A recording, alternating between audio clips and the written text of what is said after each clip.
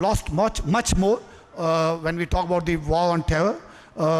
We are the number one supporter on the war on terror, and as per government figures, Honorable Shaukat Tareen Saab is on record to say that we have lost around $37 billion on the war on terror, and what we have received is only around $12 to $13 billion.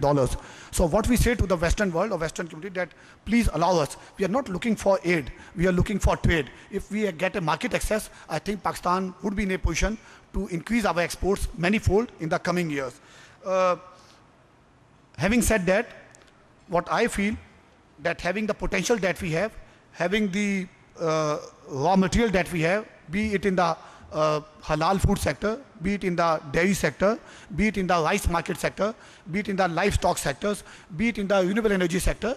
Today we are doing, in spite, we have an alternate energy board, but the capacity from the solar energy, I think, is even less than 0.0002.5%. Same goes for the wind energy, having the potential of around 40,000 megawatt just on the belt of this Thatta, Badain and this area.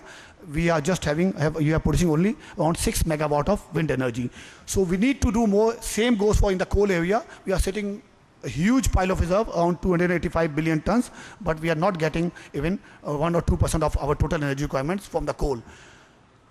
So energy is should be the first priority. Law and order, improvement of our image, perception of Pakistan, and obviously there are the small issues like infrastructure problem, opening of market access, and with these steps, if we have a charter of democracy signed by all the political parties, I think Pakistan has a bright potential. We have a very bright future.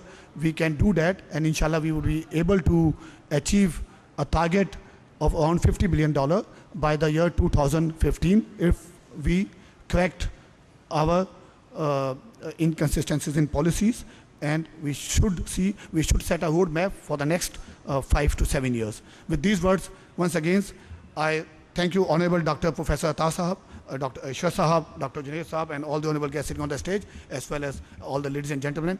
Thank you very much for giving me the time. Thank you. Bismillahirrahmanirrahim. Assalamu alaikum, ladies and gentlemen.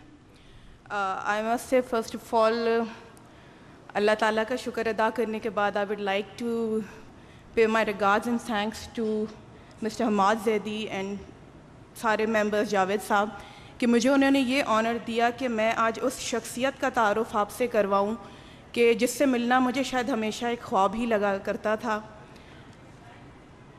Doctor साहब की शख्सियत को कुछ अल्फाज में बयान करने से डॉक्टर साहब को मेरा नहीं ख्याल कि हक़ अदा होगा। मैं सिर्फ इतना कहना चाहूँगी कि हमारे लिए डॉक्टर साहब, डॉक्टर अताउर रहमान वाकई रहमान की अता हैं, और मैं फ़ख्र से कहती हूँ डॉक्टर अताउर रहमान फ़ख्र पाकिस्तान। मैं इनका एक ब्रीफ आपको थोड़ा सा इनका introduction कराऊँ। Professor Attaur Rahman obtained his PhD in organic chemistry from Cambridge University in 1968.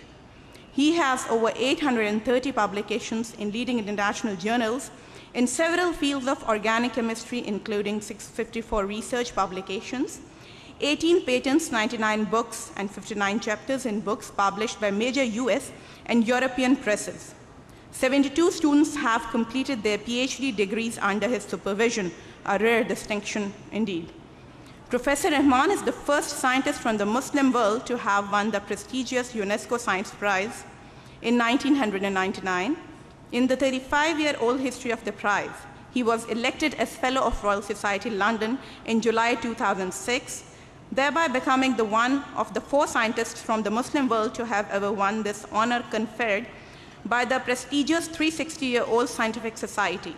He has been conferred honorary doctorate degrees by many universities, including the degree of Doctor of Science by the Cambridge University, UK in 1987, and an honorary degree of Doctor of Education by Coventry University, UK in November 2007. He was elected honorary Life Fellow of King's College, Cambridge University, UK in 2007. Professor Attaur Rahman was conferred the TWAS Prize for Institution Building in Durban, South Africa in October 2009 in recognition of his contributions for bringing about revolutionary changes in the higher education sector in Pakistan. He is president of Network Academics of Sciences of Islamic Countries and the vice president, Central and South Asia of the Academy of Sciences for the Developing World, TWAS Council, and Foreign Fellow of Korean Academy of Sciences. Professor Ataur Rahman was the president of the Pakistan Academy of Sciences since 2003 till 2006. The government of Pakistan has conferred 4 civil awards, including Tamgha Imtiaz in 1983, Sitara Imtiaz in 1991, Hilal Imtiaz in 1998, and the highest national civil award, Nishan Imtiaz, in 2002 on him. The Austrian government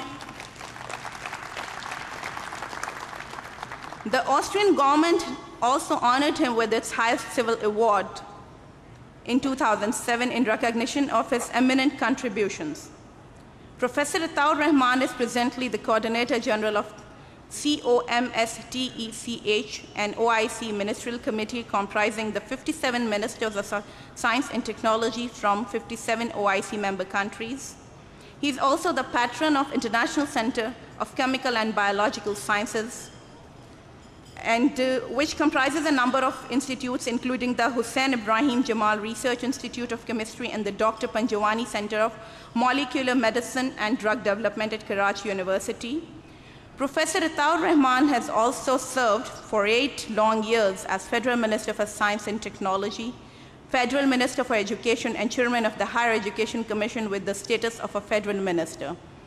Ladies and gentlemen, I must say, जब लोग मुझसे ये कहते हैं कि पाकिस्तान में क्या है, तो मैं बहुत फ़ख्र से उनसे कहती हूँ कि पाकिस्तान के पास प्रोफेसर अताउर रहमान हैं।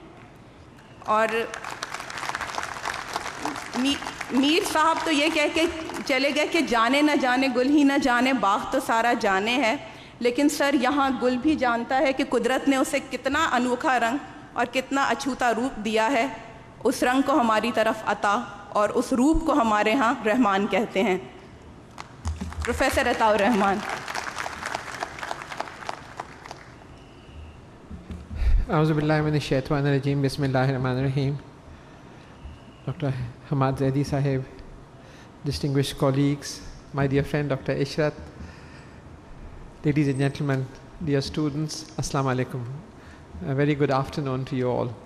Well, I'm greatly honored to be here with you this afternoon at this function. It was very interesting what was being said by the Honorable Speaker, Anjum Sahab, just now. And so I would like to take a few steps back and talk about what leads to development. We live in a world where truth has become stranger than fiction, and every day brings with it 1,000 discoveries, and many of these are then transformed into new products, new processes, and impact our lives and impact the process of socio-economic development. So the key to progress today is not the oil or the gold or the minerals or the roads or the bridges or the powerhouses. The key to socio-economic development is knowledge, your ability to unleash the creative potential